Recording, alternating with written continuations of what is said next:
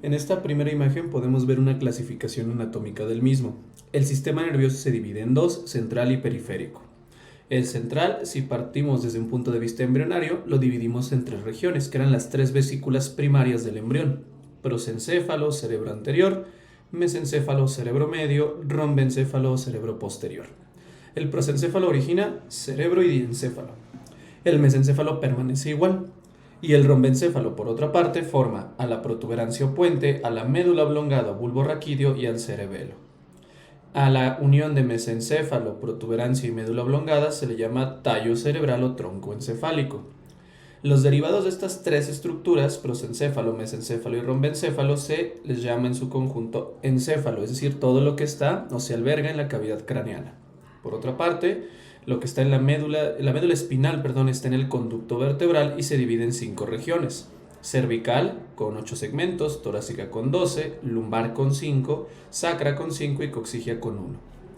Mientras el sistema nervioso periférico básicamente corresponde a los ganglios, y sus nervios craneales y sus ganglios, y los nervios espinales y sus ganglios. Nos damos cuenta que los nervios espinales tienen una correspondencia con los nervios craneales. Son 8 cervicales, 12 pares de torácicos, 5 lumbares, 5 sacros y 1 coxígeo. Hay una clasificación funcional que corresponde al sistema nervioso autónomo vegetativo, el cual se divide en simpático y parasimpático, y un tercer componente que es el sistema nervioso entérico, conocido coloquialmente como el segundo cerebro. Son neuronas que están en el intestino, en el tubo digestivo, y cumplen principalmente la función de la peristalsis. Se divide en redes o plexos. Tenemos un plexo mientérico o de Auerbach y un plexo submucoso o de Meissner. Respecto al origen embrionario, básicamente lo que está en sistema nervioso central se origina del neuroectodermo o tubo neural, y lo que está en periférico de las células de la cresta neural. Algunos conceptos a tener en cuenta en histología: núcleo, que corresponde al conjunto de cuerpos neuronales o somas en sistema nervioso central; ganglio, que es lo mismo, cuerpos neuronales pero en periférico; tracto, que son fibras nerviosas o axones en sistema nervioso central; y nervio, que son fibras nerviosas en periférico. Al conjunto de tractos o de axones con mielina se le denomina sustancia blanca, y es blanca justamente por esta mielina, esta cubierta. Mientras que la sustancia gris es el conjunto de cuerpos neuronales o de núcleos. Como carece de mielina, adquiere ese color. Aquí podemos ver una clasificación histológica de las células. Nos damos cuenta que son básicamente dos tipos: las neuronas, que son básicamente la unidad funcional o estructural del sistema nervioso y que responden a estímulos, son excitables; y la glía, aquellas células que no son excitables. De forma histórica nos han dicho que son 100.000 millones, sin embargo estudios más recientes ponen un valor aproximado de 86.000 millones de neuronas, mientras que de la glía queda en entredicho si realmente es un valor correcto ese que sea 10 veces más. Ahora, la glía se divide en aquella que está en sistema nervioso central y en sistema nervioso periférico. Vemos que en central tenemos 4 tipos principales de células: la microglía, los astrocitos, los oligodendrocitos y los ependimocitos.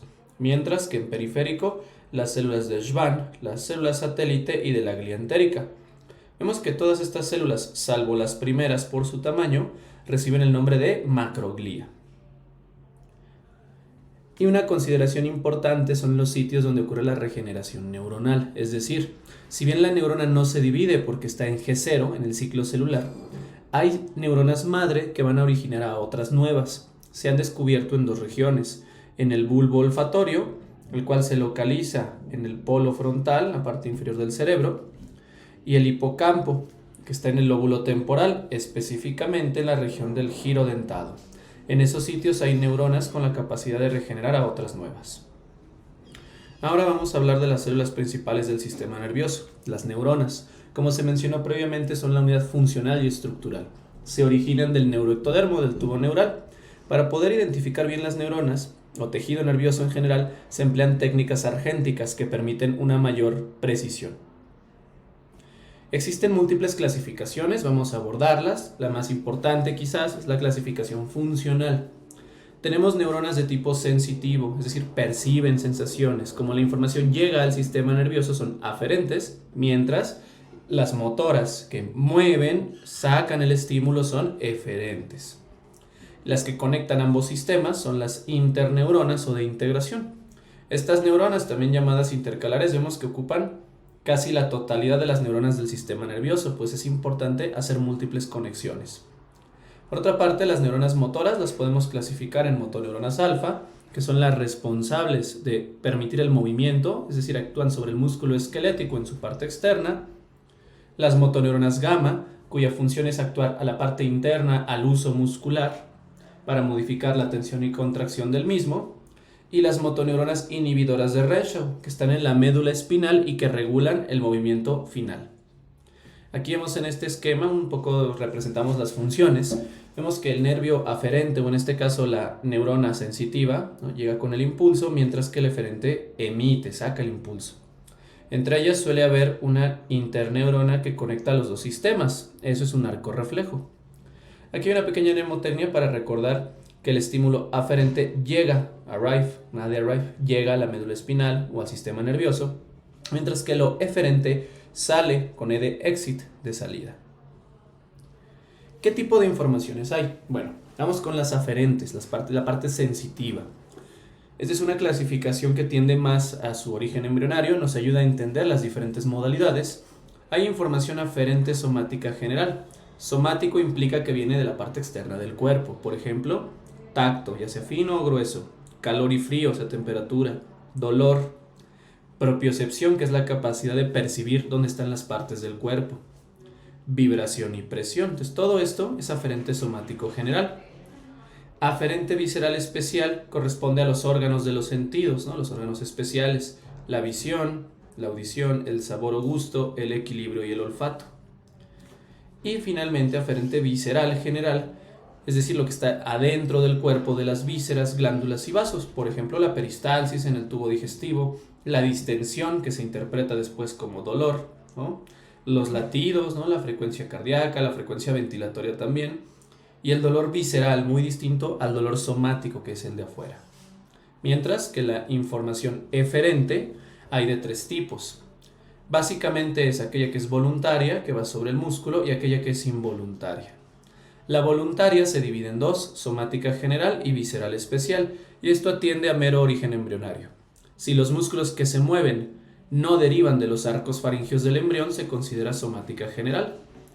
Si ellos derivaron o se originaron de los arcos faringeos del embrión, visceral especial.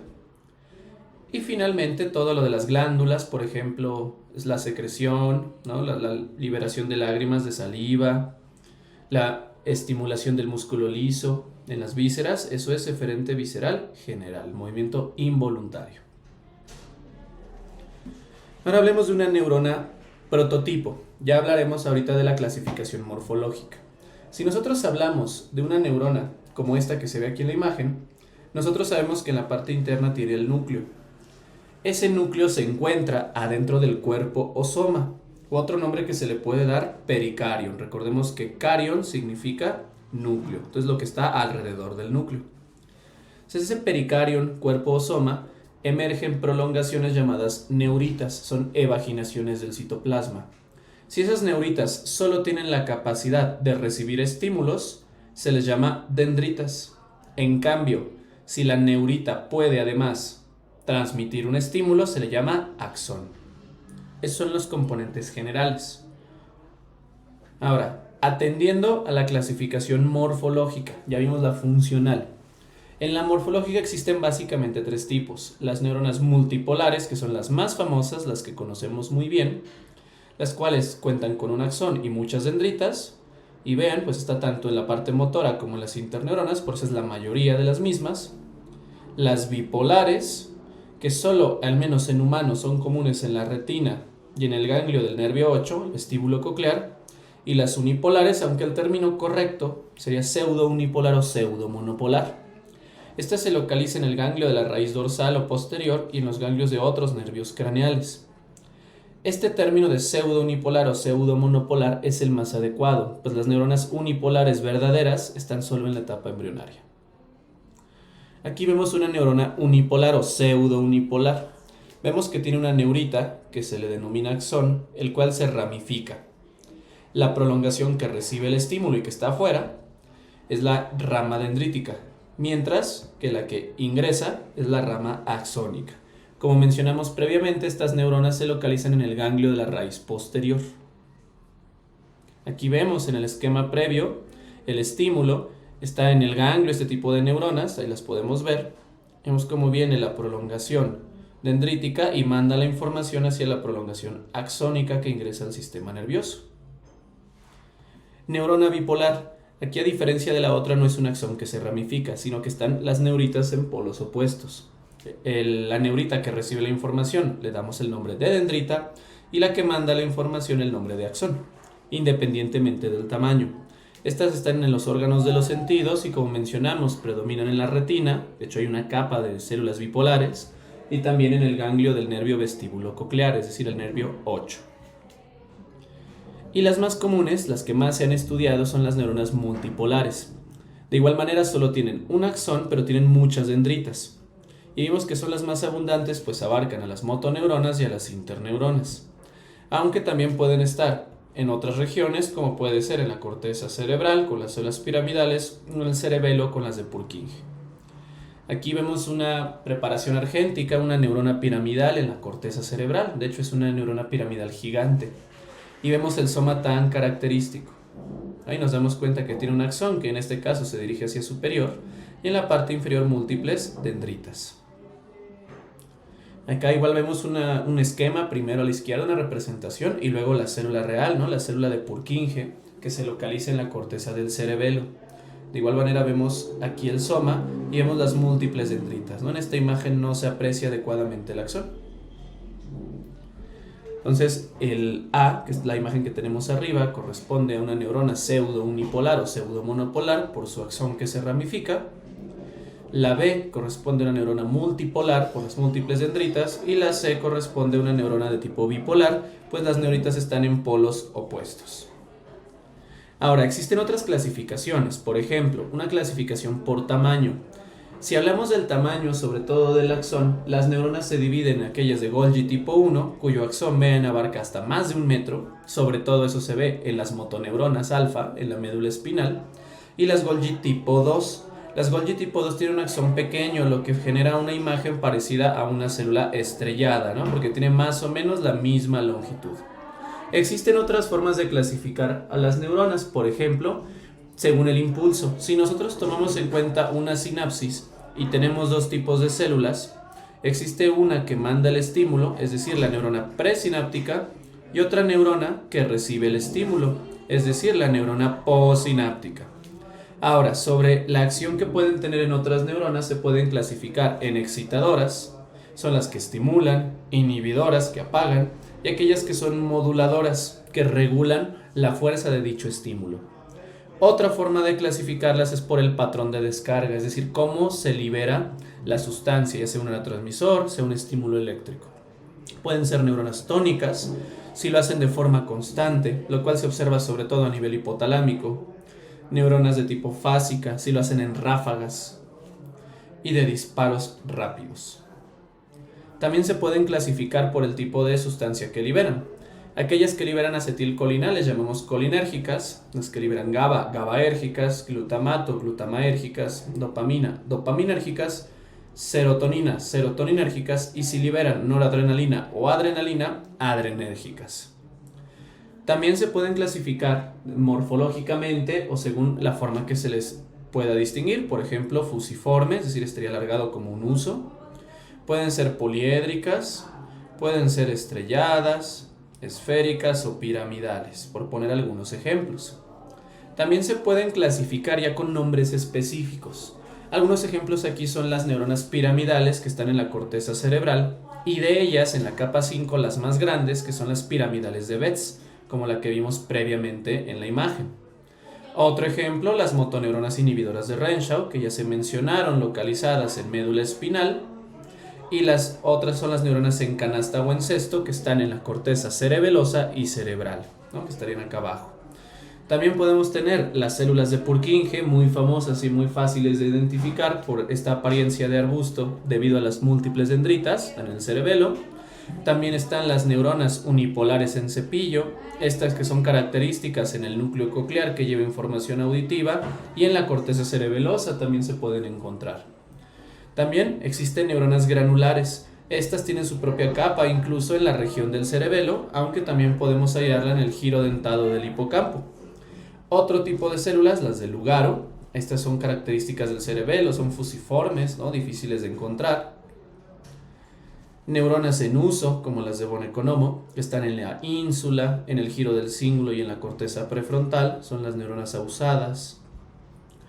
O neuronas amacrinas, que se encuentran en la región de la retina, una de las múltiples capas, y van a regular los impulsos.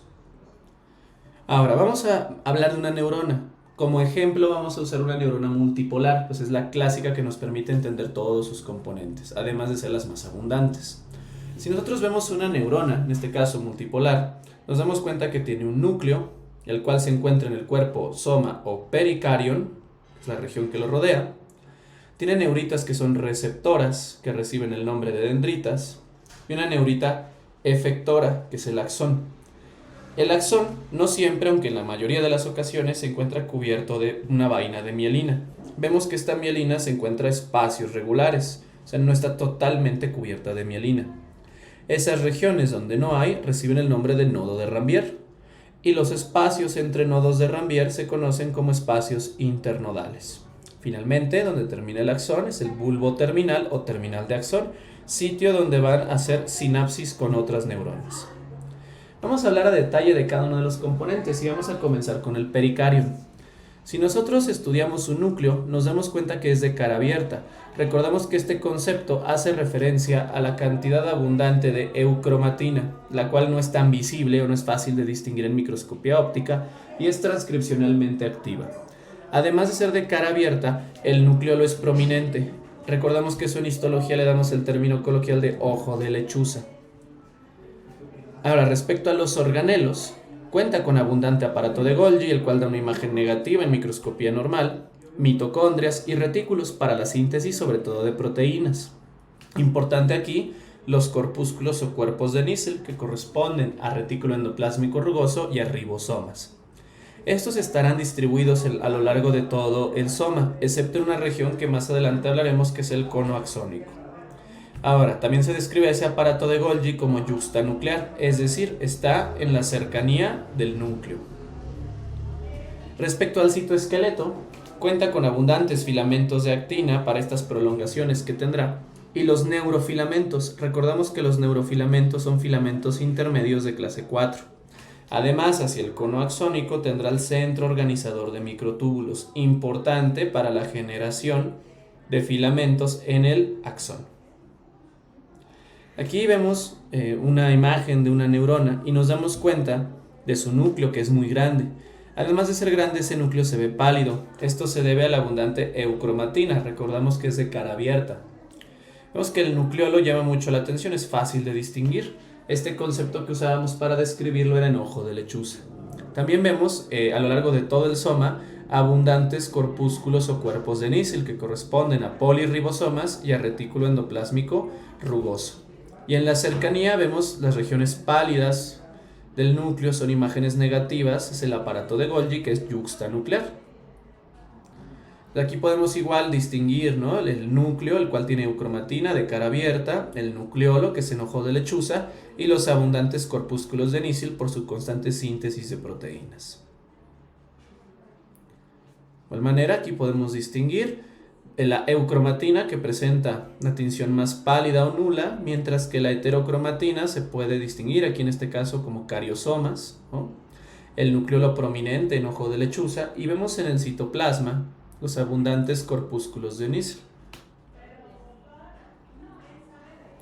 Hay un concepto que más adelante se retomará, que es el de cromatólisis. Cuando una neurona sufre daños en las siguientes horas a días, los cuerpos de Nissl se van hacia la periferia e incluso da la apariencia de que han desaparecido. Este concepto es el de cromatólisis, esto indica la dispersión y aparente desaparición de los corpúsculos de Nissl, probablemente para protegerlos y permitir la síntesis de proteínas. Esta imagen vemos en rosa justamente los corpúsculos de Nissl que se están dispersando posterior a una lesión a nivel de médula espinal. Entonces era un indicador antiguamente, cuando no existían métodos tan avanzados como los actuales, de lesión neuronal. Respecto a las dendritas, estas son evaginaciones, son crecimientos del citoplasma. Tendrán los mismos organelos, misma composición que el soma, y además tienen a las espinas dendríticas, unos sitios donde se va a permitir la neuroplasticidad y el aprendizaje. Estas espinas presentan renovación constante con cada sinapsis, de ahí que favorezcan el desarrollo y la consolidación de la memoria. Ahora vamos a hablar de sus componentes filamentosos. Tiene adentro dos componentes en la base de la dendrita. Uno de ellos es el puesto de avanzada de Golgi, no confundirlo con el aparato de Golgi. Esta estructura es un pequeño centro organizador de microtúbulos y su función será generar microtúbulos para permitir el desplazamiento de sustancias. Junto al puesto de avanzada está la densidad postsináptica. Esta densidad postsináptica permite el almacén de receptores de neurotransmisores. Entonces vemos cómo del puesto de avanzada de Golgi emergen los microtúbulos. Algo importante es que estos están en una disposición antiparalela, es decir, si bien son paralelos uno al otro, la polaridad está invertida entre cada uno de ellos. Y eso va a permitir que al desplazar sustancias solo se requiera de dineína. La dineína puede ir en el mismo plano siguiendo cada uno de los filamentos. La sustancia transportadora en las dendritas es la dineína. Aquí vemos en las imágenes superiores reconstrucciones y abajo ya imágenes con técnicas argénticas o de plata. Vemos cómo se aprecian en las dendritas las múltiples espinas. Estas espinas son los sitios donde ocurre la sinapsis, cientos de miles de sinapsis, y se van a modificar favoreciendo el aprendizaje y la neuroplasticidad. De igual manera que los podemos ver en la región de la corteza cerebral, ¿no? Las espinas dendríticas. Ahora, hablaremos del axón, también llamado cilindro eje o banda de Remak. El axón es la evaginación efectora, es decir, la que puede transmitir el impulso. Ya mencionábamos que en las de Golgi tipo 1 este era muy largo, llegando a alcanzar hasta 1 metro, y en las de tipo 2 es corto. El sitio donde comienza es el cono axónico. Mencionamos que en este cono axónico además carece de cuerpos de nísel como en otras partes. A la membrana que rodea al axón le vamos a dar el nombre de axolema y a su contenido o matriz axoplasma. Adentro del axón hay múltiples mitocondrias precisamente para generar la energía necesaria en la transmisión de impulsos. Y adentro tendrá también microtúbulos. Estos microtúbulos solo son paralelos, a diferencia de lo que ocurría en las dendritas, aquí están en la misma dirección. La porción negativa está en la parte proximal, mientras que la positiva en la distal. Debido a este arreglo de los microtúbulos, se requieren de los dos transportadores, tanto cinesina como dineína. Ahora, el segmento inicial corresponde a la porción que está entre el cono axónico y la cubierta de mielina. Entonces, toda esa parte es el segmento inicial y es importante porque ahí comienza el potencial de acción, la despolarización. Y finalmente, en la parte final, donde se van a colocar o se van a sintetizar y acumular los neurotransmisores, está la placa periaxoplasmática, sitio donde se van a ir regenerando, recaptando y liberando constantemente sustancias.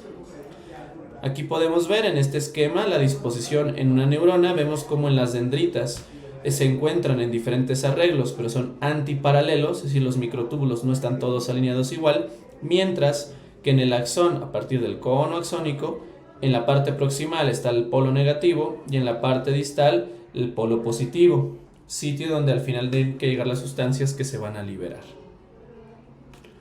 Para el transporte neuronal a nivel del axón existen de dos tipos: el anterógrado, cuya función va a ser transportar del soma o de la región proximal hasta el botón terminal, y para eso se utiliza cinesina, que va del centro a la periferia, mientras que el transporte retrógrado va desde el botón terminal, o sea, el final del axón, hacia el soma, va de regreso y utiliza dineína, de la periferia al centro. El transporte anterógrado puede ser lento, hasta 4 milímetros por día, o incluso rápido, llegando a 400.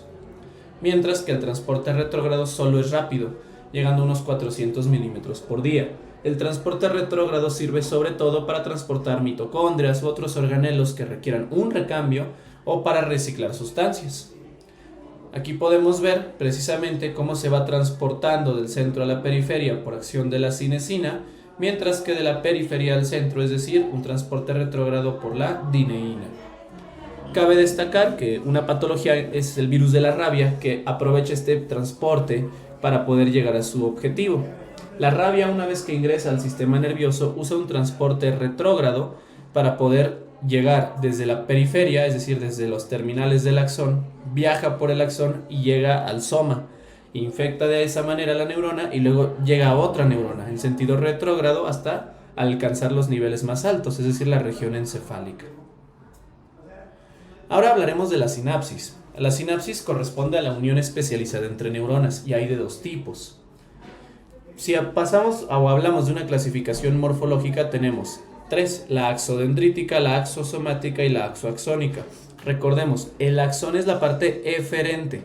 Entonces, en este esquema podemos representar o ver la sinapsis quizás más famosa, que es la axodendrítica. Una neurona presináptica, finalmente con su axón, se une a una dendrita de otra neurona, la postsináptica. Esa es la más común o la más famosa y más estudiada, la axodendrítica.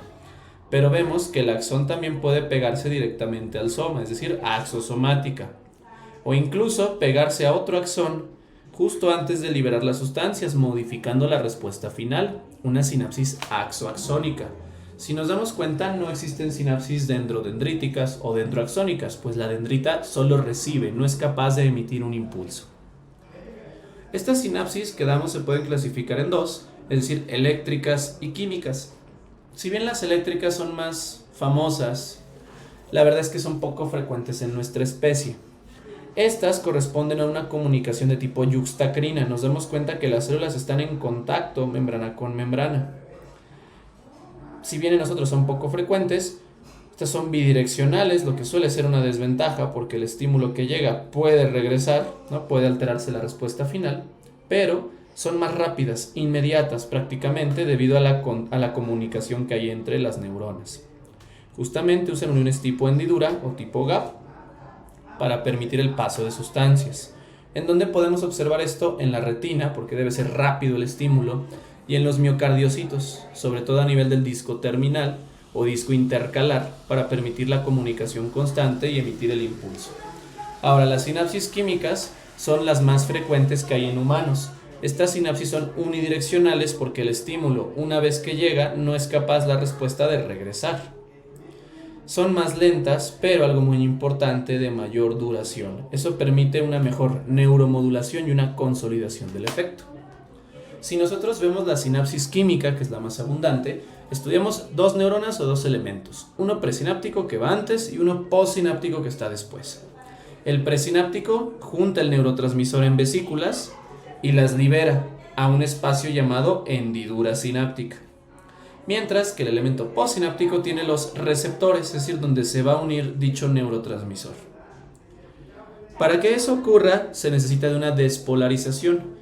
La despolarización básicamente es un cambio en el voltaje de la membrana, que se vuelve menos negativo, y esa despolarización, cuando llega al final de la neurona, va a provocar que ingrese calcio a la membrana.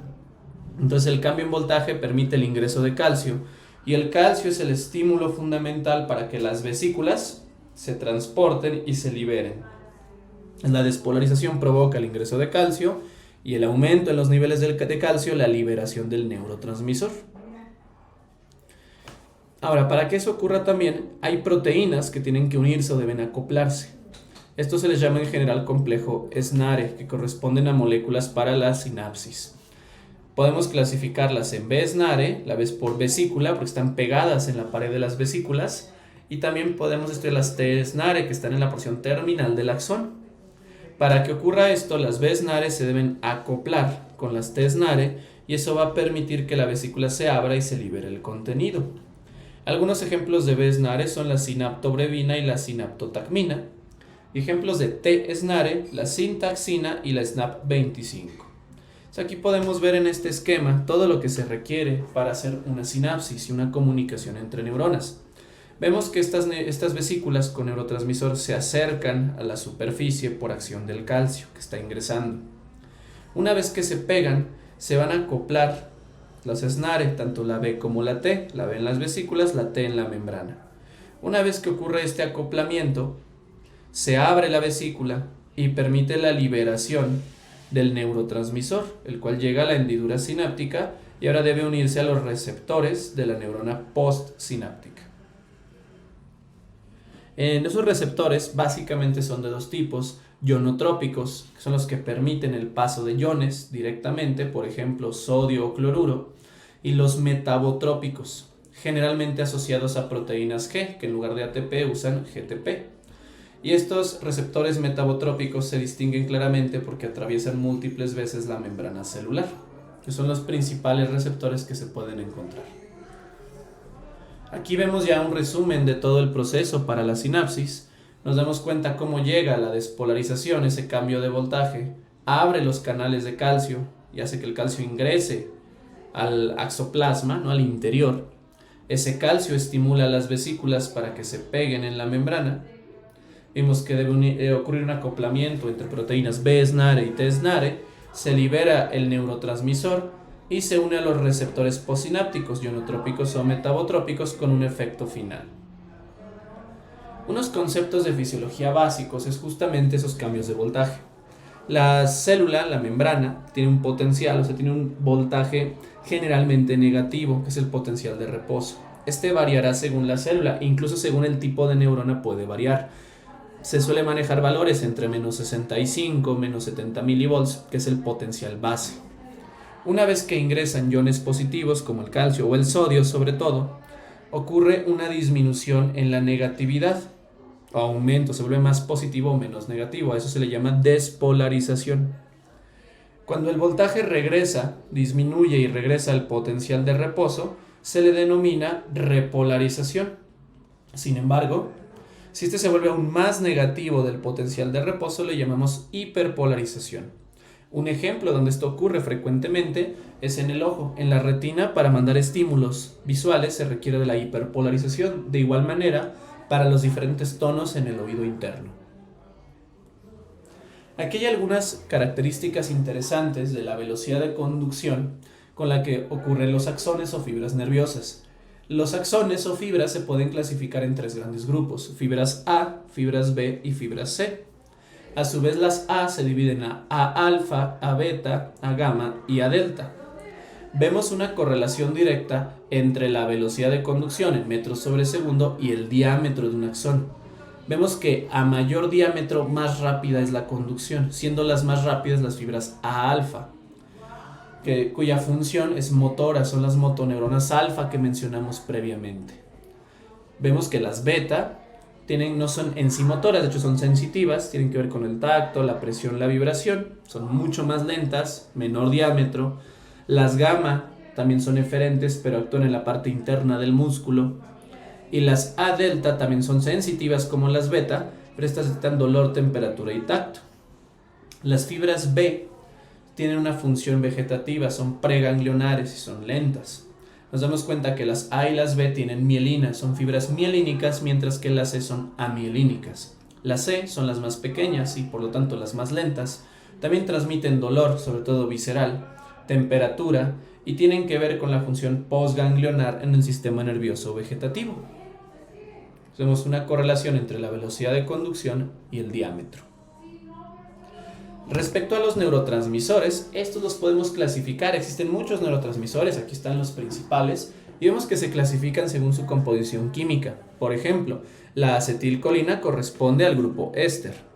La serotonina es un neurotransmisor de tipo monoamina y requiere de un aminoácido llamado triptófano o triptofano. Sin este no puede haber serotonina.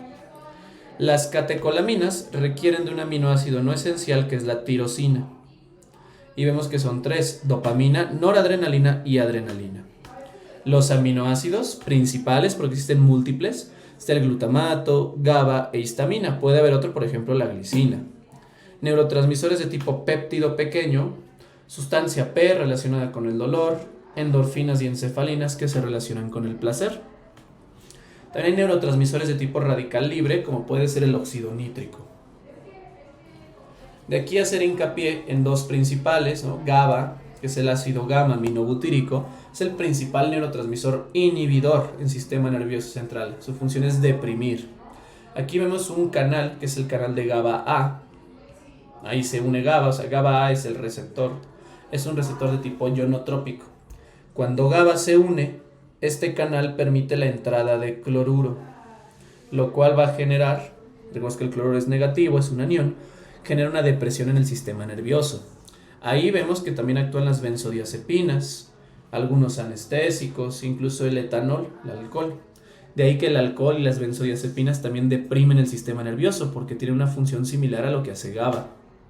Mientras que el glutamato es el principal neurotransmisor excitador en el sistema nervioso central. Va a favorecer la estimulación constante. Sus tres receptores, los receptores de AMPA, los receptores de NMDA y los receptores de kainato. Los dos primeros sobre todo son importantes porque se ha visto su relación con la consolidación de la memoria a largo plazo. Eso tiene que ver con la neuroplasticidad. Ahora, algunas inclusiones que podemos hallar en las neuronas. Una que se mencionó en generalidades es la lipofusina, que es el pigmento de desgaste. Recordamos que con HY se suele ver de color pardo y en ocasiones podría confundirse incluso con hemosiderina. Aquí vemos una fotomicrografía de campo claro con tinción de HY y vemos a la neurona. Nos damos cuenta de su núcleo, ¿no? Es de cara abierta, su nucleolo en ojo de lechuza, y vemos este pigmento de color pardo que corresponde a la lipofusina, que nos indica un desgaste, ¿no? Que es normal con la edad. Y otro pigmento característico es la melanina. La melanina da un color oscuro. La melanina es importante en la piel para el color, igual en el iris, pero en las neuronas indica desecho, porque son neuronas que sintetizan catecolaminas. Recordamos, dopamina, noradrenalina y adrenalina. Las neuronas que sintetizan estas sustancias producen tantas que se genera el desecho, que es la melanina. Dos sitios principales: la sustancia negra o nigra o locus niger, que está en el mesencéfalo, porque produce dopamina. De hecho, aquí podemos ver un mesencéfalo normal y vemos la región de la sustancia negra. Una alteración en esas neuronas dopaminérgicas va a provocar Parkinson. Comparemos cómo en el Parkinson ya no existen estas neuronas. Se ve de color negro por la cantidad abundante de dopamina que se está sintetizando en todo momento. Aquí vemos la misma comparación, ¿no?, de las tinciones con HY. Vemos el pigmento, ¿no?, que es la melanina en un mesencéfalo normal versus un mesencéfalo con Parkinson. Vemos que no existen esas neuronas o no existe la producción de las neuronas dopaminérgicas. Igual acá podemos observar a más detalles con Lujol Fast Blue. Vemos las neuronas con la abundante cantidad de melanina. Eso nos indica una síntesis catecolaminérgica. Mientras, si le damos más aumento, vemos aquí los pigmentos constantes de melanina que están rodeando todo el soma. Esto sería entonces en el mesencéfalo, en la sustancia negra. Y el otro sitio es en la sustancia ferruginosa más conocida como locus ceruleus, el cual está en el puente o protuberancia, ¿no? Y ese sitio ahí no es por la dopamina, sino por la noradrenalina, ¿no? De igual manera se acumula la melanina como pigmento y le da ese color oscuro tan característico. Cabe mencionar que una alteración en el locus ceruleus se relaciona con los ataques de ansiedad. Aquí vemos precisamente cómo es la síntesis de las principales catecolaminas. Vemos que todo requiere tirosina, un aminoácido no esencial, el cual por acción de la tiroxina hidroxilasa forma L-dopa. También por esa misma enzima forma melanina, de ahí que se acumule como un pigmento. Después, por la dopa descarboxilasa, la L-dopa se transforma en dopamina y por la dopamina beta hidroxilasa en noradrenalina.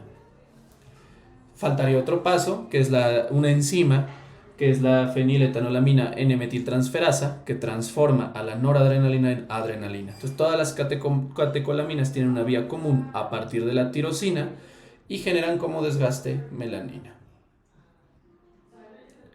Una vez que ya abordamos a las células principales, vamos ahora con las células de la glía, las células de sostén. Ya habíamos mencionado que se pueden clasificar en la neuroglía, ¿no?, sistema nervioso central, y los del sistema nervioso periférico. Vamos a comenzar con sistema nervioso periférico. Hablaremos de las células de Schwann. Su nombre, sin epónimo, sin nombre propio, es el neurilemocito. Estas células, su función principal es la formación de la vaina de mielina, pero en sistema nervioso periférico. Como dijimos en un inicio, al ser de sistema nervioso periférico, se forman de las células de la cresta neural. Muy importante que una célula de Schwann solo puede darle mielina a un axón. Como vemos en esta imagen, la célula de Schwann se enrolla en el axón, aquí podemos ver su núcleo y su citoplasma, y solo puede darle mielina a una célula. Respecto al proceso de mielinización, les vamos a estudiar membranas. Seguimos la secuencia, vemos la célula de Schwann, está en rosa en la imagen A, vemos su núcleo y su citoplasma, y vemos cómo envuelve a un axón. En la imagen B ya estamos viendo cómo se enrolló, y nos damos cuenta que tiene dos regiones, una membrana adaxónica o adaxonal que está en contacto, ¿no? Es adyacente al axón, y una membrana abaxónica que está en la parte externa. Entonces la adaxónica en contacto y la abaxónica no. Y entre las dos está el mesaxón, une las dos membranas. Si vemos, esto se sigue enrollando como la imagen C, y ya en la imagen D vemos la mielinización completa que se hace, ¿no? La síntesis de mielina y el enrollamiento alrededor de un axón. De igual manera tendría una membrana adaxónica y una abaxónica. También nos percatamos que el mesaxón, se estudia un mesaxón interno y uno externo. También tendrá entre los diferentes enrollamientos las líneas intraperiódicas, que es donde se está enrollando, ¿no? Entre uno y otro giro de la membrana, y también va a presentar líneas densas mayores que tienen abundantes proteínas. Ahora, ¿qué proteínas? Las proteínas que son características de las células de Schwann o neuroilemocitos, la proteína 0, la proteína básica de mielina y la proteína periférica de mielina. Son únicas o exclusivas del neuroilemocito. ¿No? Y aquí vemos una microscopía electrónica de transmisión. Podemos observar al axón que está en la parte interna y vemos a la célula con sus mitocondrias, de hecho, y vemos a la célula de Schwann, ¿no? Podemos ver las membranas, ¿no? Y cómo se encuentra enrollando y formando la capa de mielina, ¿no? Los múltiples giros que está formando. Si nosotros desenrolláramos esa mielina, veríamos algo que se conoce como incisuras de Schmidt-Lantermann. De hecho, estas incisuras las podemos apreciar aquí al desenrollar al neuroilemocito. Son estas regiones que carecen de mielina, ¿no? Son espacios del citoplasma de la célula de Schwann entre las vainas de mielina. Y como se mencionó en un inicio, los nodos son nódulos de Rambier. Estos sitios son los que carecen de mielina en el axón. Serán importantes porque permitirán la conducción saltatoria.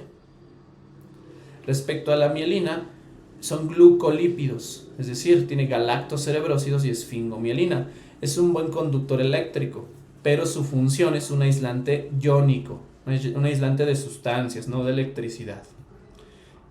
Justo en los sitios donde no hay mielina, en los nodos de Rambier, vuelve a ocurrir o a reiniciarse el estímulo, el potencial de acción, lo que permite que cada vez sea más rápido. De ahí que en las imágenes, en los esquemas, se represente como brincos o como saltos. Por eso se dice que la mielina y los nodos de Rambier facilitan este proceso de conducción saltatoria, es decir, aceleran el estímulo.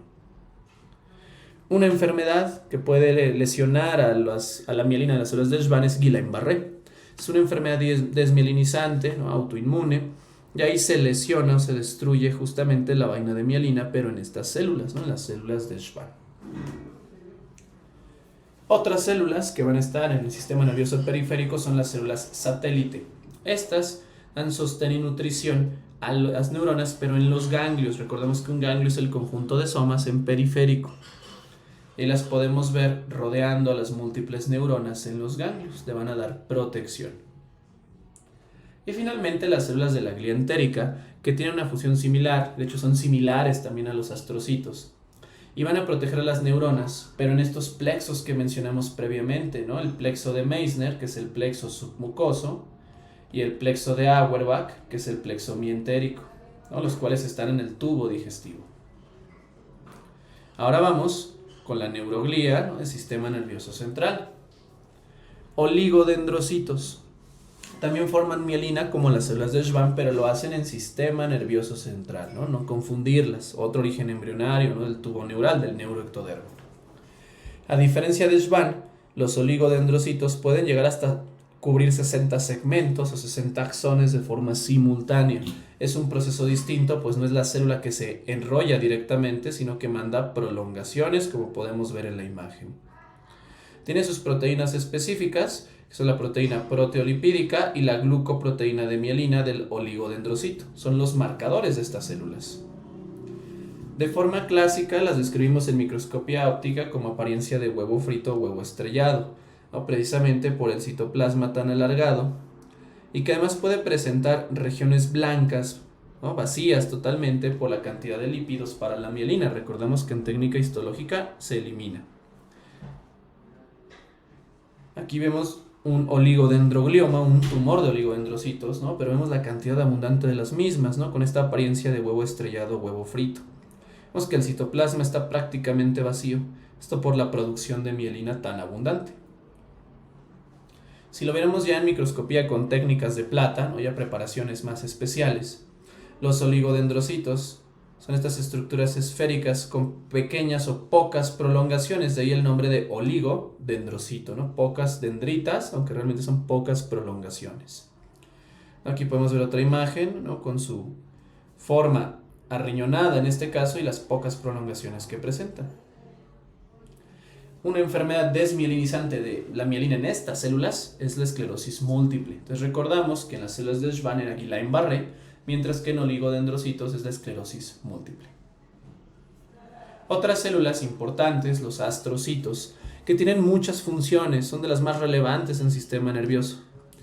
En el sistema nervioso central dan nutrición, eliminan desechos, se fagocitan, ¿no? Protegen y dan sostén a las neuronas. Además, regulan la cantidad de potasio para evitar la toxicidad de las células, forman la barrera hematoencefálica, aunque el nombre más correcto es la barrera hematoencefaloespinal, y dos membranas limitantes, ¿no? Una externa y una interna, que van a dar una tercera protección al sistema nervioso.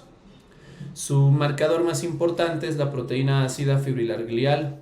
Esa es característica de los astrocitos y de sus tumores.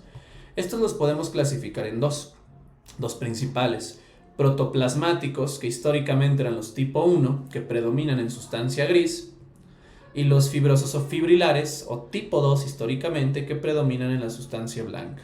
De hecho, los tipo 2, los fibrosos o fibrilares, son los que tienen la mayor cantidad de esta proteína ácida fibrilar glial. Es un marcador muy importante y específico, o más específico, de los astrocitos fibrosos. Respecto a los protoplásmicos o protoplasmáticos, antes llamados tipo 1, que mencionábamos están en sustancia gris, estos van a tener pequeñas pero muchas ramificaciones, ¿no? Como podemos observar en el esquema. Nos damos cuenta cómo forman un puente donde intercambian sustancias con los vasos sanguíneos y con las neuronas, ¿no? Para evitar la toxicidad que podría lesionarlas, ¿no? Para recordar, ¿no? Esta representación, ¿no? Se ven como pelusas aquí los astrocitos tipo 1 protoplásmicos por sus abundantes prolongaciones, ¿no? De hecho, aquí podemos ver más de ellos, ¿no? Tienen cortas evaginaciones, pero son múltiples. Por otra parte, los tipo 2, que predomina la proteína ácida fibrilar glial, estos tienen pocas prolongaciones, pero son más largas, ¿no? Dándole una apariencia como de araña. Estos predominan en sustancia blanca y podemos distinguirlos mucho mejor, ¿no? Respecto a los astrocitos tipo 1. Aquí se hace una inmunohistoquímica enzimática que dio positivo a proteína ácida fibrilar glial. Vemos como entre las células, ¿no? En la sustancia blanca, tenemos abundantes astrocitos. Y aquí se pueden distinguir claramente. A los astrocitos, ya sea tipo 1 o tipo 2, mencionábamos que forman las membranas limitantes. Hay una membrana limitante glial externa, la cual se localiza entre la pía madre y el tejido nervioso. Como podemos observar, aquí están las células dando esas prolongaciones, y una interna que va a estar entre el epéndimo, que están las células ependimarias con el líquido cerebroespinal, y el tejido nervioso. Entonces forman estas pequeñas cubiertas o protecciones los astrocitos. Y una patología característica es el astrocitoma fibroso, ¿no? Mutan los astrocitos fibrilares o fibrosos, de ahí que su marcador esté muy elevado. Y esos son los principales tumores primarios, o sea, que se originan en el encéfalo en el adulto, ¿no? Y se describen clásicamente con esta apariencia de medusa. Y podemos observar lo catastrófico que puede ser, destruyendo el tejido cerebral. Otra patología u otra alteración donde se observan los astrocitos es la gliosis.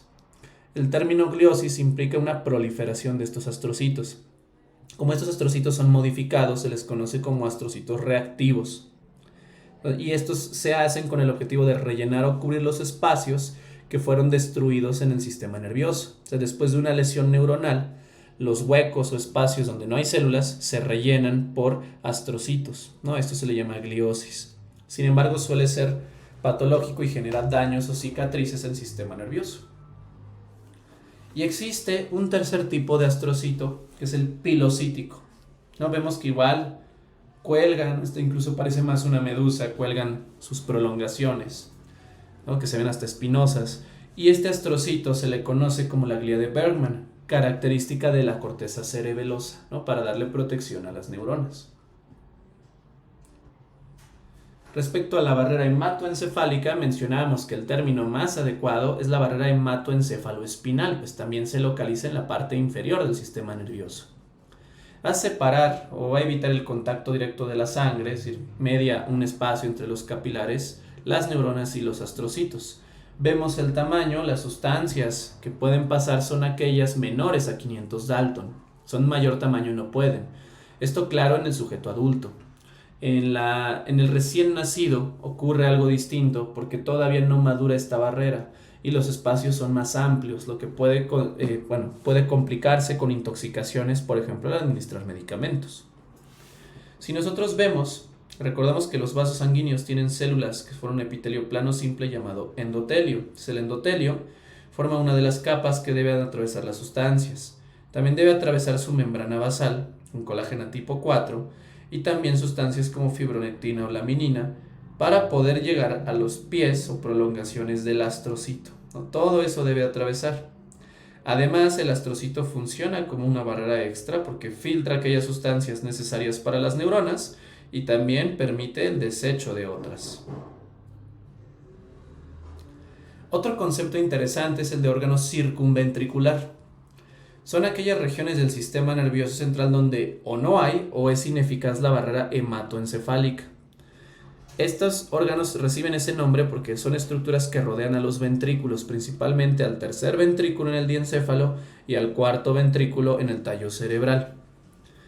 Esas estructuras se piensa, ¿no? La función de no tener una barrera completa es que entre más fácil la sangre y se puedan medir sobre todo los cambios de osmolaridad, para con eso permitir la liberación de hormonas.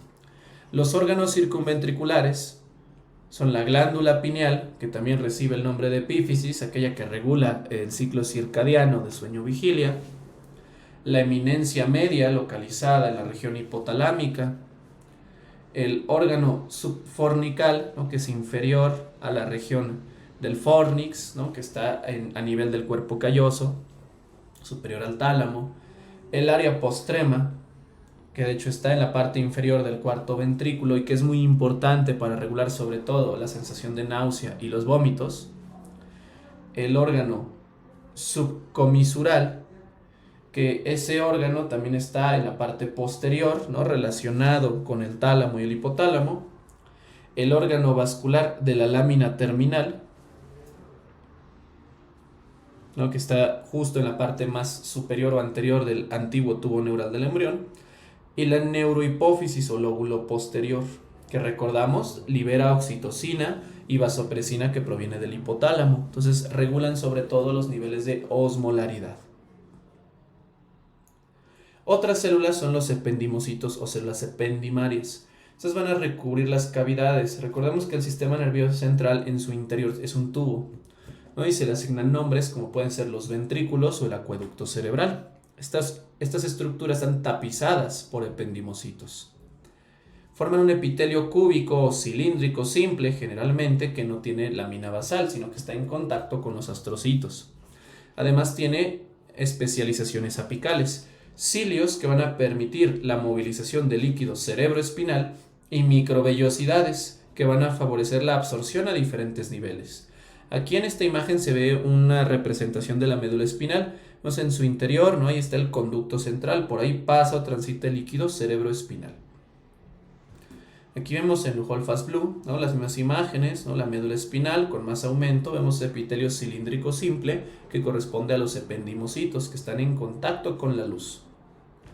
Aquí podemos verlos de igual manera, ¿no?, al interior en esa luz iría el líquido cerebroespinal y en la parte más externa en contacto con los astrocitos. Hay una modificación de estas células que reciben el nombre de tanicito. El tanicito predomina en el tercer ventrículo superior a la eminencia media del hipotálamo, ¿no? Y estos tanicitos, aquí está una teoría interesante, pues se piensa que regulan los niveles de glucosa o iones, o más que regular, sensarlos. Como se encuentran en la cercanía del hipotálamo y la hipófisis, una teoría es que los tanicitos miden los niveles, sobre todo de glucosa y de iones, que sean osmóticamente activos, y permite la movilización del líquido cerebroespinal hacia la región del sistema porta hipofisario. Entonces tal vez tiene que ver con la regulación de sustancias a ese nivel. Y existen otras células ependimarias de revestimiento que forman los plexos coroides. Estas van a estar rodeando a las arterias o a los capilares para la formación del líquido cerebroespinal. Vemos aquí una representación del embrión en su etapa de desarrollo y vemos cómo las arterias o los vasos primitivos están en contacto con los ependimocitos. Se invaginan o se hunden en ellos y son rodeados, lo que va a permitir que la sangre, cuando pasa ese nivel, se filtre, ¿no?, y salga como líquido cerebroespinal. Los plexos coroides son el sitio de producción del líquido cerebroespinal. De igual forma vemos como un vaso, ¿no?, la sangre es filtrada, el plasma. Ese filtrado del plasma es algo que conocemos como líquido cerebroespinal, ¿no?, que se forma a nivel de los plexos coroides. Los plexos coroides se encuentran en casi todas las cavidades, excepto en el acueducto cerebral del mesencéfalo. Estos tienen un epitelio cúbico simple, ¿no?, aquí podemos distinguirlos. Vemos cómo en su interior están los vasos sanguíneos, de hecho ahí se aprecian los eritrocitos. Ese plasma será filtrado hacia las cavidades, formando líquido cerebroespinal. El sitio de reabsorción del mismo será en otro lugar, una región venosa, que son las granulaciones aracnoideas. Aquí vemos precisamente una fotomicrografía de campo claro, ¿no? Vemos los plexos coroides y nos damos cuenta de ese epitelio cúbico simple. Vemos al interior vasos sanguíneos, podemos distinguir los eritrocitos y estos serán filtrados, o el plasma será filtrado para formar al líquido. Este líquido cerebroespinal entonces se produce en los plexos coroides y por efecto de la gravedad transita en orden cefalocaudal, de los ventrículos laterales al tercer ventrículo, por ahí al acueducto cerebral y al cuarto ventrículo para pasar al conducto central de la médula. También vemos cómo hay sitios donde sale este líquido y se empieza a acumular en regiones llamadas cisternas. De ahí el líquido cerebroespinal asciende, ¿no?, un efecto antigravitatorio que es por capilaridad, llegando a la región más superior, donde se va a reabsorber en las granulaciones aracnoideas, regresando ese líquido por la circulación venosa. Aquí podemos ver en un corte coronal, ¿no?, las granulaciones aracnoideas contactan con el seno sagital superior, es una vena, ¿no?, que está asociada a espacio de la dura madre, ¿no?, es aquí donde se va a reabsorber ese líquido cerebroespinal. Ahora el líquido, antes llamado líquido cefalorraquídeo, mencionábamos que es un filtrado del plasma. Aproximadamente y en todo momento hay unos 150 mililitros en todo el sistema nervioso central. Este va a servir de amortiguador y va a proteger tanto al encéfalo como a la médula espinal. El aspecto debe ser transparente, incoloro e inoloro, de forma coloquial lo describen como en agua de roca. Se produce aproximadamente una tasa de medio mililitro por minuto y la presión de punción lumbar, o sea, al obtener la muestra, es de 60 a 150 milímetros de agua, eso es lo normal. Las proteínas entre 15 y 45 miligramos sobre decilitro, cloruro normal de 720 a 750 miligramos sobre decilitro, glucosa con valores aproximados para un sujeto sano de 50 a 85, aunque realmente se toma como punto de corte 2/3 de la glucemia, o sea, de la glucosa en sangre. Pues esto cambiará en pacientes en ayuno, pacientes que sean sanos, con hipoglucemia o incluso con diabetes mellitus. Y las células deben ser de 0 a 3 linfocitos sobre mililitro. Esos son los valores normales. Alteraciones nos pueden hacer sospechar de una neuroinfección. Otras células son las células de la microglía, también llamadas como células de Pío del Río Ortega, un colega de Ramón y Cajal que las describió por primera vez. Y estas son macrófagos, son células del sistema inmune, cuya función es la fagocitosis. Como corresponde al sistema cardiovascular, su origen embrionario es el mesodermo lateral esplácnico. Como son las más pequeñas, a diferencia de las otras que eran macroglía, estas reciben el nombre de microglía. Su soma va a ser alargado, ¿no?, con el núcleo igual, de hecho es lo que se alcanza a distinguir como basófilo, y las evaginaciones en otro tipo de microscopía se pueden ver con púas, como si estuvieran con espinas. Aquí vemos, ¿no?, alargado el soma, característico de las células de la microglía. Si hacemos preparaciones argénticas o con técnicas de plata, podemos distinguir estas prolongaciones, ¿no?, con púas o con forma de espina, que son características de las células, ¿no? Nos podemos orientar para distinguirlas mejor. Y bueno, en este esquema tenemos una representación de las células a nivel del sistema nervioso central. Vemos a la neurona, que es la unidad funcional del mismo, y vemos cómo en el espacio externo e interno están las membranas gliales, ¿no?, que la formaban los astrocitos. Una en contacto con la pía madre, que es hacia la región externa, y otra en contacto con los ependimocitos en la región interna. También podemos ver células alargadas que corresponden a la microglía o células de Pío del Río Ortega. Los oligodendrocitos que milenizan múltiples axones al mismo tiempo, y el epéndimo, células ependimarias que participan en la dinámica del líquido cerebroespinal. Ahora hablaremos de la organización como tal de todas las células a diferentes niveles. Vamos a empezar con la organización del sistema nervioso periférico. Recordamos que el sistema nervioso periférico corresponde a los nervios craneales y a los nervios espinales con sus ganglios. Respecto a un nervio, este tiene capas. Entonces, primero, los axones o fibras nerviosas están envueltos todos en tejido conectivo laxo. Este tejido conectivo que envuelve a un axón se le llama endoneuro. Por otra parte, al conjunto de axones se le llama fascículo nervioso. Al fascículo nervioso lo envuelve un tejido conectivo laxo y especializado que se llama perineuro. Entonces, el endoneuro envolvía un axón, el perineuro al conjunto de axones o fascículo. Al conjunto de fascículos se le da el nombre histológico de nervio, y lo que envuelve a un nervio es el epineuro. Entonces, un axón lo envuelve el endoneuro, a un fascículo el perineuro y a un nervio el epineuro. Aquí podemos ver en esta representación al axón, el cual estará envuelto, aquí es mielínico por una célula de Schwann, y el endoneuro. A la continuidad o conjunto de axones se le llama fascículos, que lo envuelve el perineuro, y finalmente al conjunto de fascículos o nervio el epineuro, ¿no? De igual manera, aquí vemos la representación de todos los componentes de un nervio periférico. Los nervios preparados, técnicas con parafina, tienen una forma característica ondulada. Aquí se encuentra entre vasos sanguíneos que se ven rojos, pero el nervio, si se corta de forma longitudinal, se ve ondulado. Esos núcleos más pintados, más oscuros, que se aprecian al interior, corresponden a las múltiples células de Schwann que están enrollándose alrededor de los axones. Ahora, el endoneuro, en ocasiones, puede encontrarse en técnicas histológicas macrófagos y mastocitos, que son también células residentes del tejido conectivo, y eso será importante para entender luego la reparación.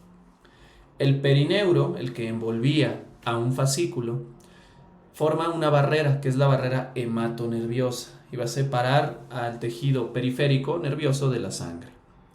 Y el epineuro es un tejido conectivo denso, irregular o no modelado. Este contiene múltiples vasos sanguíneos, un concepto que en anatomía se usa como vasa nervorum, los vasos de los nervios, porque le dan nutrientes a dicho nervio. Aquí vemos una fotomicrografía de campo claro con tinción de H&Y. Estamos viendo un corte transversal de un nervio periférico. Arriba, de hecho, podemos ver el músculo esquelético, y abajo y a los lados múltiples capas de tejido adiposo, ¿no?, precisamente porque se ven blancos. Ya vemos en medio la región del nervio. Aquí podemos distinguir sus componentes. Vemos que el epineuro es todo lo que está rodeando, porque es la capa de tejido conectivo que envuelve al nervio. Y vemos al menos de forma completa 3 fascículos. La capa de tejido que envuelve a cada fascículo es el perineuro. Y cada fascículo está hecho de axones, que aquí lo podemos ver, un solo fascículo. Afuera, ¿no?, está el perineuro, que forma la barrera hematonerviosa. Y aquí cada una de las prolongaciones corresponde a los axones envueltos en mielina. Ese espacio entre los axones es el endoneuro. Aquí con azul de toluidina podemos ver otro corte de nervio periférico y es muy interesante ver la mezcla en el nervio, o en este caso en la región del fascículo, de fibras que son mielínicas y amielínicas. Las mielínicas están más pintadas, de un color más oscuro, mientras que las demás son amielínicas. Entre ellas está la región del endoneuro, ¿no?, rodeando a cada uno de los axones. Ahora, sobre todo los receptores sensitivos, los aferentes, van a ser estructuras al final de dicho nervio y que suelen localizarse en los tegumentos o en las mucosas. El extremo distal de estas neuronas sensitivas recibe el nombre de receptores sensitivos o especializados. Y vamos a clasificarlos de varias maneras. Algunos responden a la deformación o al movimiento. Se clasifican como mecanorreceptores que interpretan sobre todo tacto fino, tacto grueso, vibración o presión. Los que detectan los cambios de temperatura son los termorreceptores, que van a detectar cambios de frío y calor.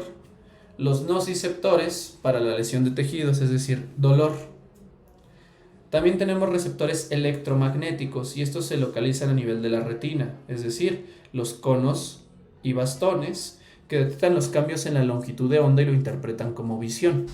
También tenemos quimiorreceptores, que van a responder a diferentes estímulos químicos, ¿no? Por ejemplo, los cambios de CO2, los cambios de oxígeno, como se podría encontrar a nivel del cuerpo carotídeo, ¿no?, entre la bifurcación de la carótida común.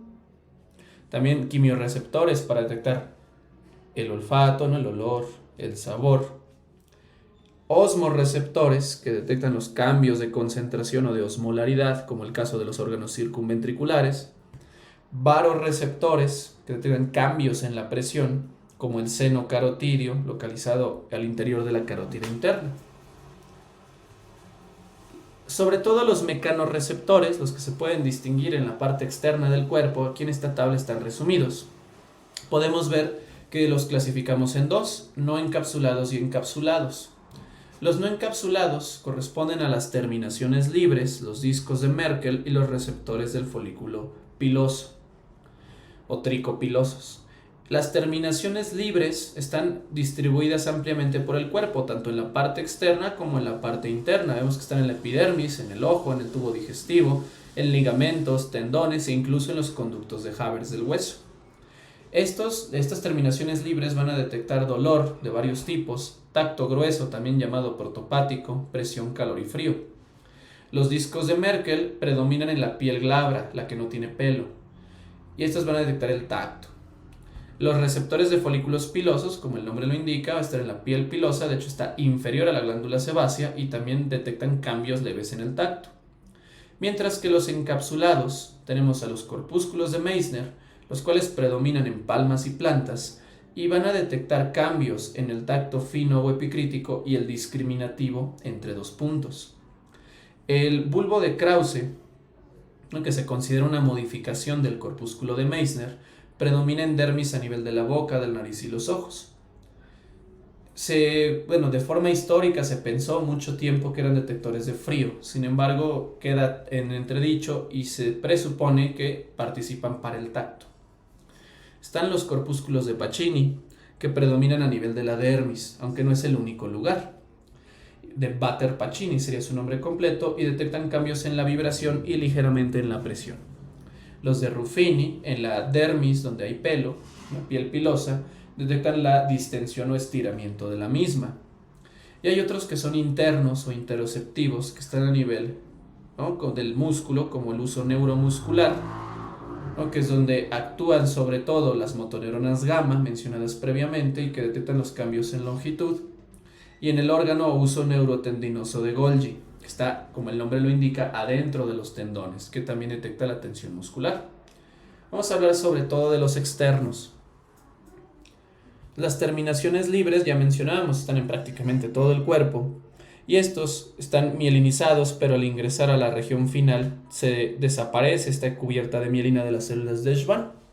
Son difíciles de distinguir en técnicas ordinarias, tendrían que usarse inmunohistoquímicas o técnicas más avanzadas para poderlos distinguir por la delgadez de sus fibras.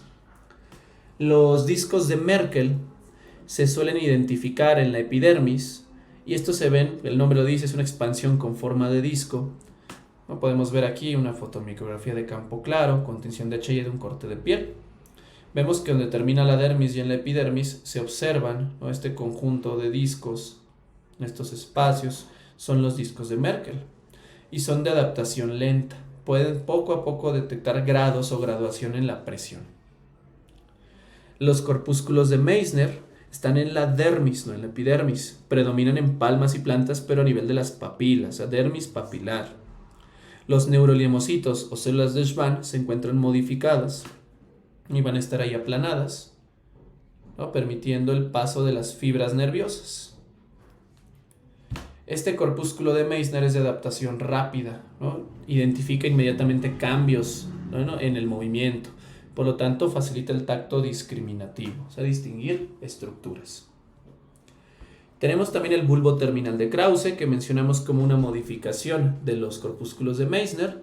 Estos están en varias partes, por ejemplo en la dermis papilar, en los ojos, ¿no?, en la conjuntiva, a nivel de la cavidad oral en la lengua y en los genitales externos. Son fibras que no tienen mielina, pero que están rodeadas de una cápsula de tejido conectivo, como podemos ver acá.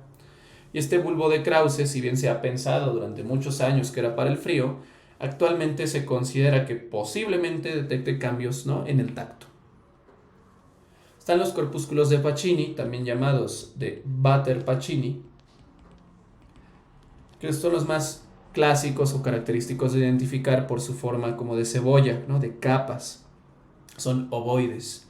Ahora, si bien predominan en la dermis, pueden estar en diferentes tejidos, como en esta imagen que realmente es páncreas, donde había uno. Y es fácil de identificar por estas láminas concéntricas que asemejan las capas de una cebolla. Tienen una adaptación rápida y tienen cambios en vibración y ligeramente en la presión. También están los corpúsculos de Ruffini, que están en la dermis de piel pilosa, y estos corresponden a las fibras que terminan en una cápsula ausada o alargada. No tienen mielina, son de adaptación lenta y detectan los cambios en el estiramiento o la distensión de la piel. Hablaremos ahora de la organización del sistema nervioso vegetativo o autónomo, es decir, simpático y parasimpático. Recordamos que el sistema nervioso simpático, conocido de lucha o escape, ¿no?, en inglés fight or flight, tiene una distribución toracolumbar. Está en los segmentos de la médula espinal torácica T1 a T12 y lumbar de L1 a L3. Hay autores que lo ponen hasta L2. Mientras que el sistema nervioso parasimpático es de relajación, no rest and digest. Tiene una localización o distribución cráneo-sacra. A nivel sacro de S2 a S4 y a nivel craneal 4 nervios, ¿no? El nervio 3, que es el oculomotor, el 7, que es el facial, el 9, que es el glosofaringeo, y el 10, que es el vago. Ahora, esas neuronas. Las neuronas emergen o salen de la médula espinal. Y una vez que salen van a llegar a los ganglios. Entonces, estas son neuronas presinápticas o preganglionares. Son las neuronas que su axón sale del cuerno anterior de la médula espinal. Y pueden llegar a dos sitios. Hay ganglios paravertebrales que están a los lados de la médula espinal y ganglios prevertebrales que están adelante de la médula o de la columna vertebral. Los ganglios paravertebrales mandan su información simpática y veremos también parasimpática a la región de músculos, músculo liso sobre todo, vasos sanguíneos y glándulas, por ejemplo glándulas sudoríparas. Mientras que los ganglios prevertebrales emiten sus axones hacia los órganos tóraco-abdominales, ¿no?, corazón, pulmones, intestino, etc. En esta imagen podemos observar cómo de la médula espinal emergen los axones preganglionares a las diferentes cadenas.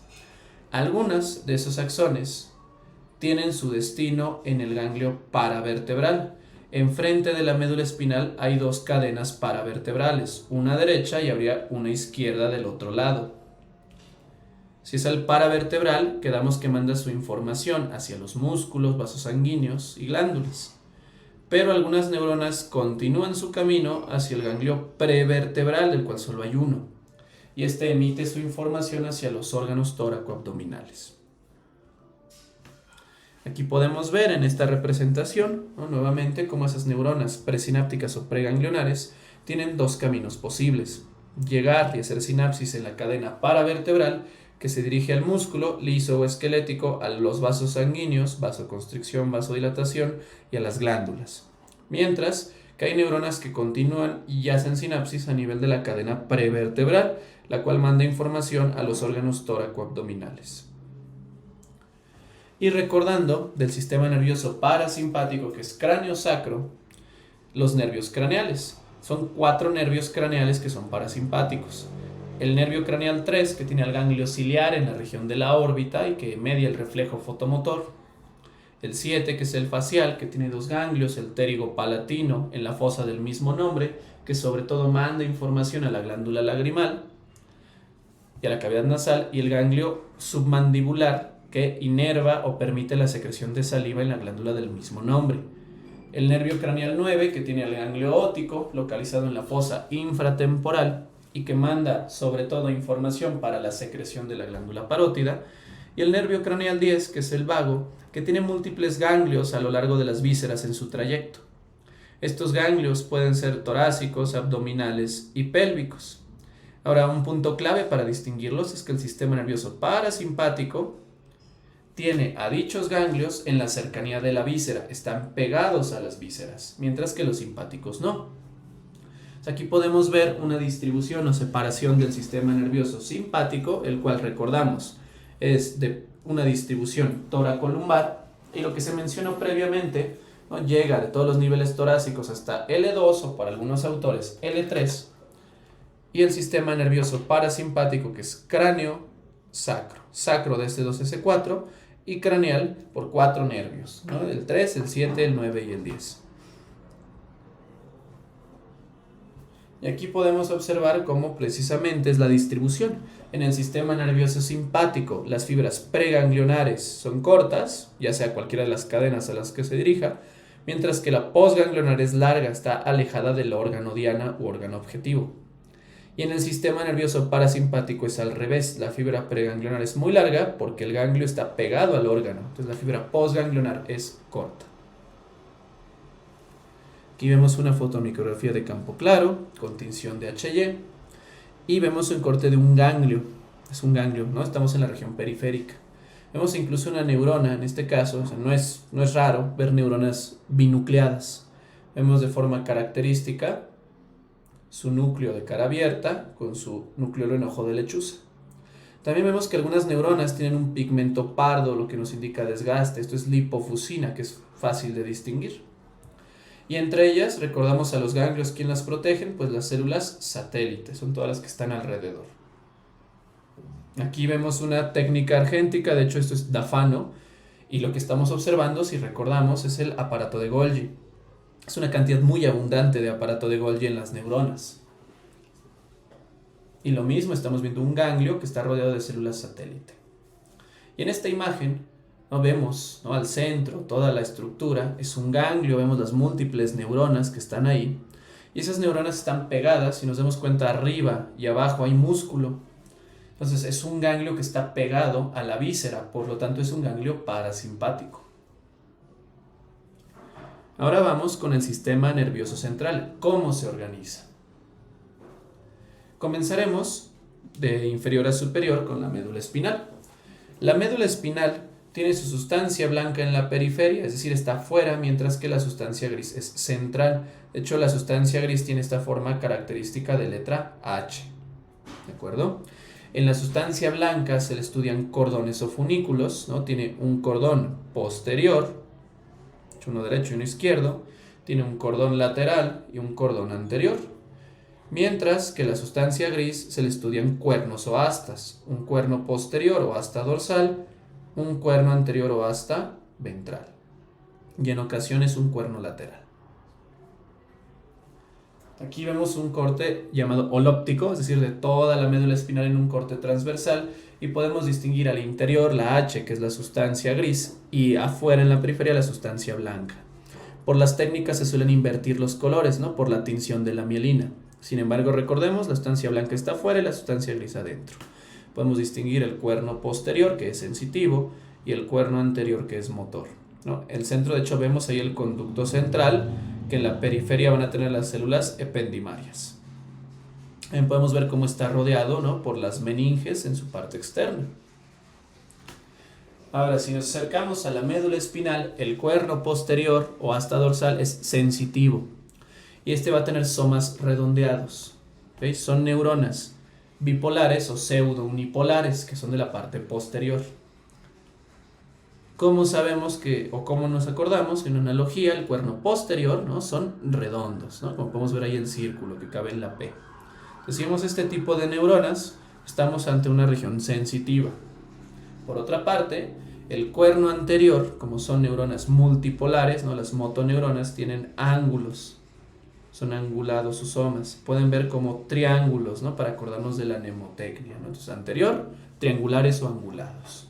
Y estas son motoras.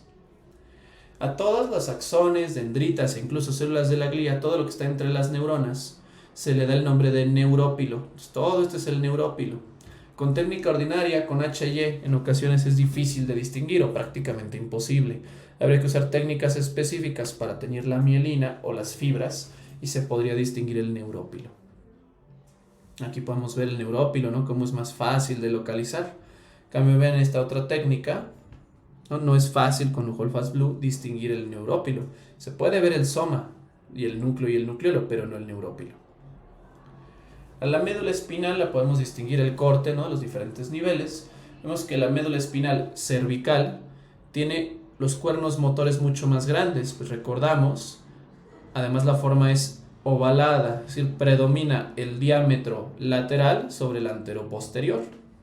Esto es porque ahí estaba la intumescencia cervical, que si recordamos de neuroanatomía, son somas, esta región, para los miembros superiores, para el plexo braquial, por eso es más grande. Además se puede distinguir el surco intermedio posterior, que separa grácil de cuneiforme. En la médula espinal torácica es mucho más delgada, vemos que las astas o cuernos anteriores son pequeños, ¿no? Los posteriores son alargados. Y algo característico, y que va a estar en toda la médula torácica, son los cuernos laterales, donde están las neuronas simpáticas ya mencionadas. Es menos ovalada, es más redonda en comparación a la médula cervical. La lumbar, nos damos cuenta de un crecimiento importante de los cuernos anteriores, porque ahora van a formar neuronas para el plexo lumbosacro. Y finalmente, en la médula espinal sacra, es prácticamente del mismo tamaño la región sensitiva que la región motora.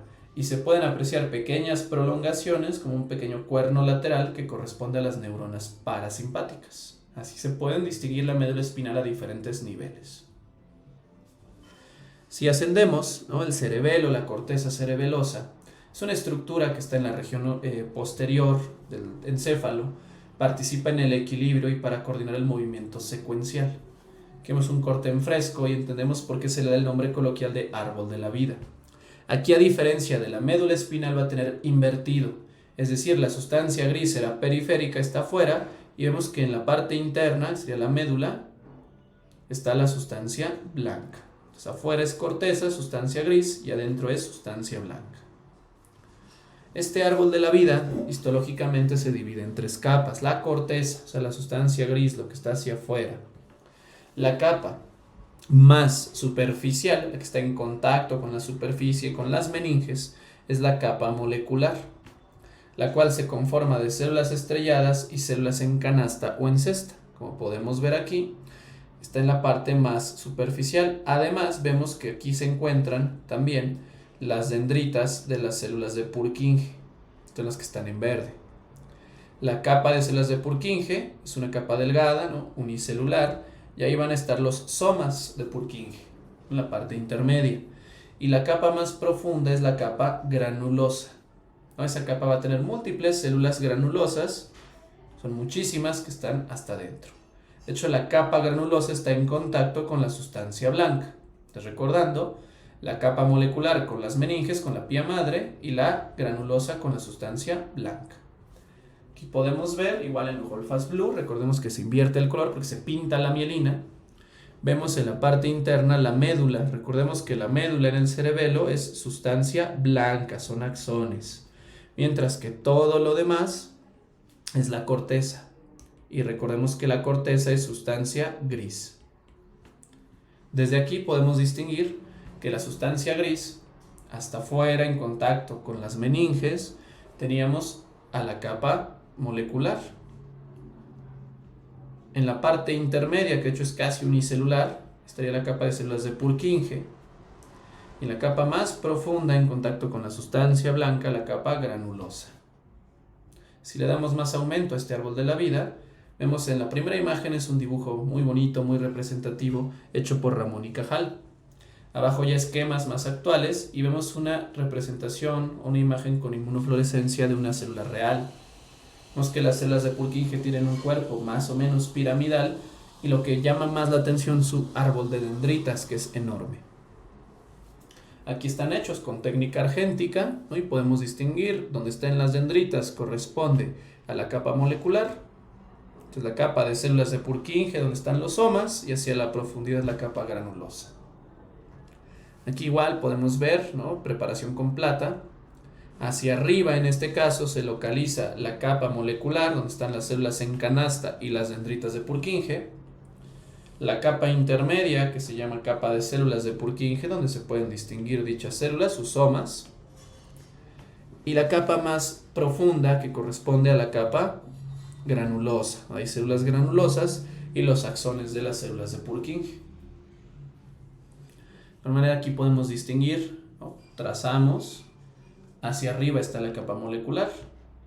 También podemos ver en medio la capa de células de Purkinje y hacia abajo la capa granulosa.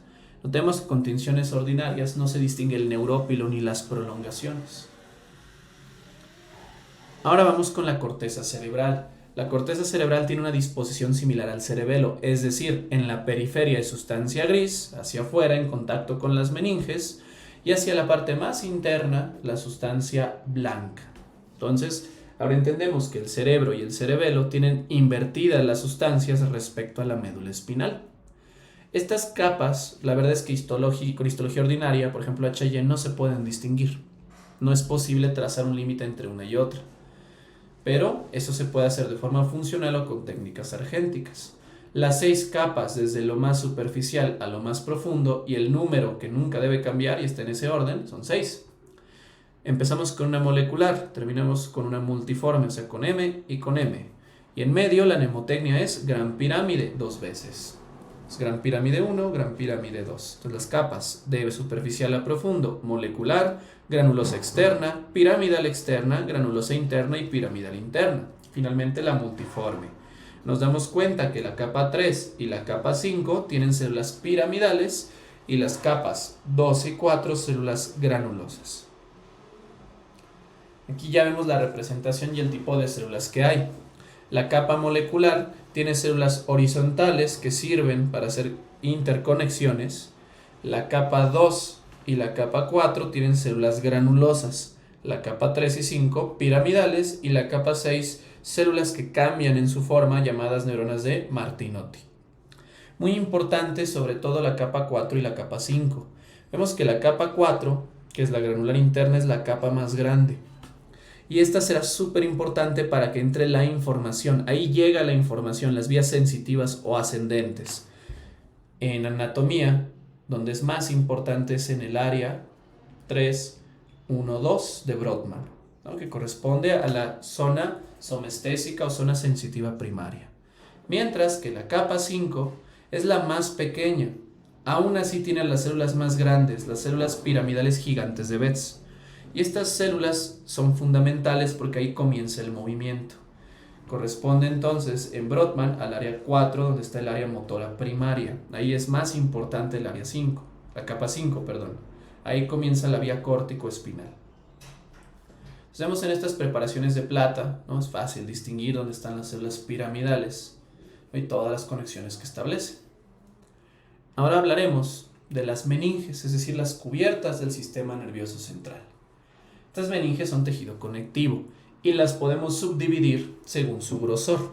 Aquellas que son muy gruesas, que de hecho es la paquimeninge, que es la dura madre, Paqui significa grueso, lepto significa delgado, entonces las leptomeninges, que son las delgadas, la aracnoides y la pía madre. Están descritas de superficial a profundo, dura madre, aracnoides y pía madre. Aquí podemos observar, ¿no?, entre las capas que hay desde el hueso, ya sea conducto vertebral para la médula espinal o cráneo para el encéfalo, hasta el tejido nervioso. Y vemos que también hay espacios entre dichas capas.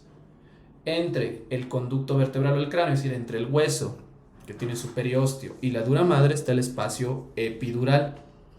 Entre la dura madre y la aracnoides, espacio subdural. Entre la aracnoides y la pía madre, subaracnoideo, y entre la pía madre y el tejido nervioso, espacio subpial. Cabe destacar que la dura madre se divide en dos porciones. Una porción perióstica, que es la más externa, hacia afuera, hacia el espacio epidural, y una porción meningea, que está hacia el aracnoides, ¿no? Son las dos porciones de la dura madre. Ahora, en el espacio subaracnoideo, muy importante porque es el sitio donde se acumula el líquido cerebroespinal, antes llamado cefalorraquídeo. Y entre el espacio subaracnoideo pegado a la pía madre, de hecho es una sola capa de células, estaría la cuarta meninge, llamada SLIM. Aquí podemos observar, ¿no?, cómo la médula espinal está envuelta, ¿no?, precisamente en estas cubiertas que son las meninges. Y acá vemos, ¿no?, el hueso, en este caso el cráneo, la dura madre, en medio estaría el espacio epidural, sitio donde se colocan anestesias en la médula espinal.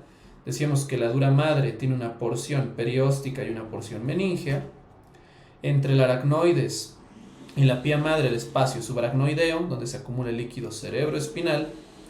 Entre la pía madre y el tejido nervioso, el espacio subpial, que además recordamos se encuentra con la membrana glial limitante interna. Como se mencionaba ahorita, ya de forma reciente, desde el 2022 y ya a inicios del 2023, se han hecho estudios encontrando algo que se denomina la cuarta meninge.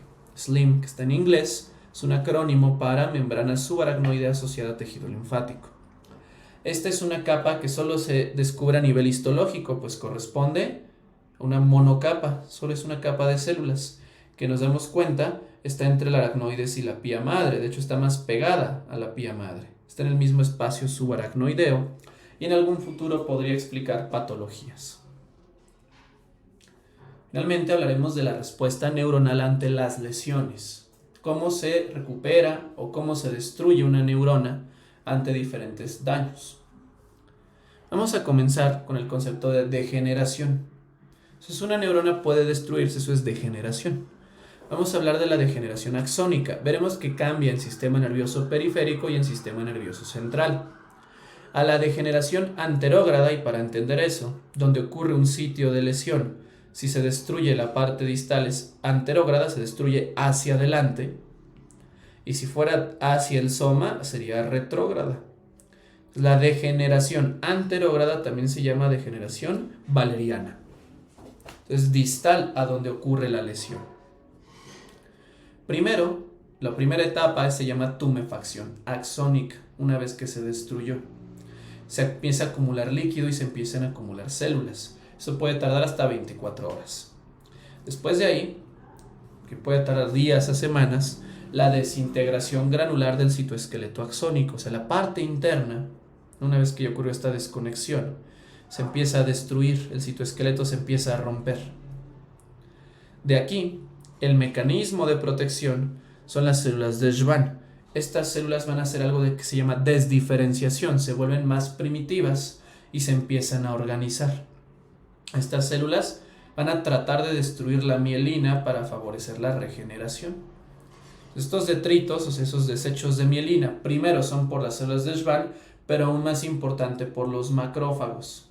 Recordamos que estos podían estar desde el endoneuro y tarda hasta 2 semanas. La clave para que haya una buena regeneración de una neurona es destruir la mielina, destruir esos detritos. Entonces aquí podemos observar en este esquema la lesión.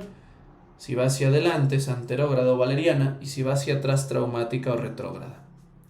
Una vez que ya se destruyó, ocurrió la tumefacción y se destruyó el citoesqueleto, nos damos cuenta cómo las células de Schwann se van a diferenciar, se transforman o desdiferencian más bien, y se alinean, se colocan en hileras. Y eso será importante para permitir la futura regeneración. Esta degeneración valeriana en sistema nervioso central es mala, es ineficaz.